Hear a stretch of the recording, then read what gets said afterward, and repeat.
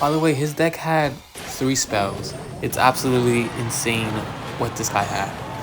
He had Fireball, Poison, and Lightning. If that doesn't count as harassment, I don't know what is. By the way, today I was actually practicing my elixir counting.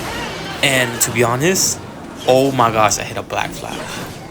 My own definition of Black Flash is doing something so good that I could do at the peak of the moment. This is something I theorized a long time ago. What if the ability goes to my queen and then I get a king tower and I hit it?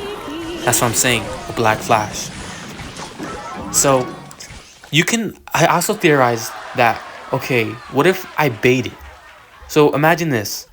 You have the Mega Minion ability, right? You know he's gonna go for the queen because that's a positive trade. It's basically like a 3 elixir lightning. So you want to ability it. Ability super quickly and then retarget to a different troop and then like place your skeletons behind your king tower. And then it goes to the king tower for the skeletons and you get king activation. But that's really hard. It's another hard mechanic I theorized. Right here, I spent 3 elixir for his tower, knowing that he spent 4 elixir, knowing he was down elixir. And because his deck is heavier, he actually panicked and didn't lightning. It would have been better if he lightning. I mean, he wouldn't have it offensively, but he could have built a better push with his mini pickup. He didn't even get to use his mini pickup once in this game. So I know he's going to push here. I basically already won the game. To be honest, I didn't play with 100% accuracy, but I did hit a Black Flash. So I'll take, I'm fine with that. I can post this. So right here, Bad Skeleton should have put it on to defend my tower. Could have just spared him. Again, I didn't play with 100% accuracy. I always do this against Golem because I really don't know what they have. At this point, he didn't use lightning once, so I didn't know he had lightning. But I always do this against Golem. And you see that delivery placement against that Night Witch? If you go for the Golem, if that delivery is going for the Golem, you literally lose your tower. So right here, I defend. I could have just logged here. Again, didn't play with 100% accuracy. But again, I wasn't really too sure of these Golem mines. So I just delivery just to be safe. So again, this is super simple. Again, another tip against Golem, you don't want to pre-place your cannon. As soon as you see the Golem back, do not place your... Okay, log to push it. Log to push it. I could make a video about that mechanic too. I actually discovered that, but I'm not sure it's already been the game. See, I could play way faster and not let those bats in my tower. It was kind of scary here, but like, oh wow, the game's already over. It's not gonna do enough damage. Yeah, like poison isn't enough.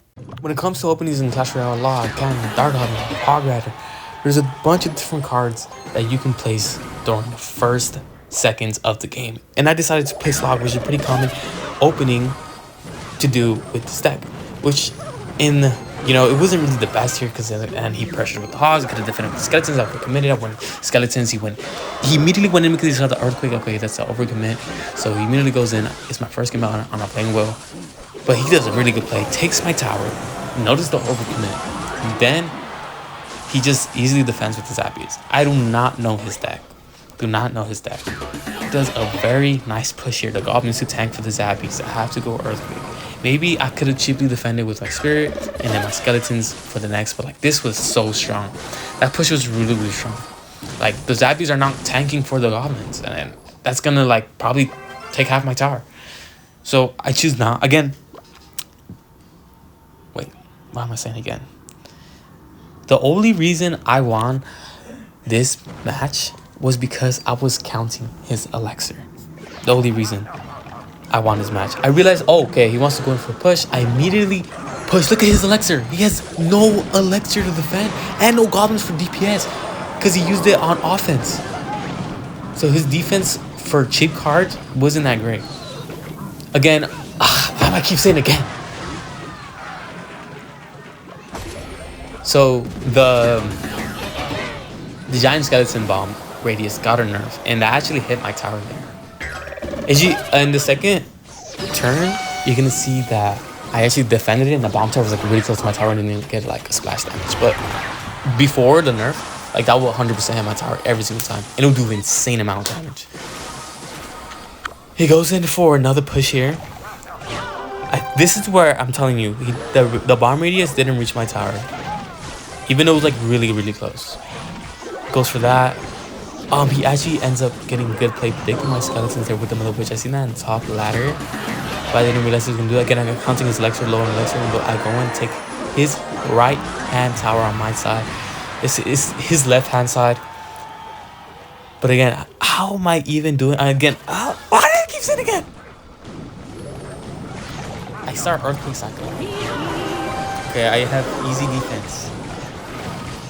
I have easy defense. I couldn't go earthquake. This push is literally dead. Not gonna do it. He should have probably like one level challenge. It would have been harder. And I just take his tower here. Very nice.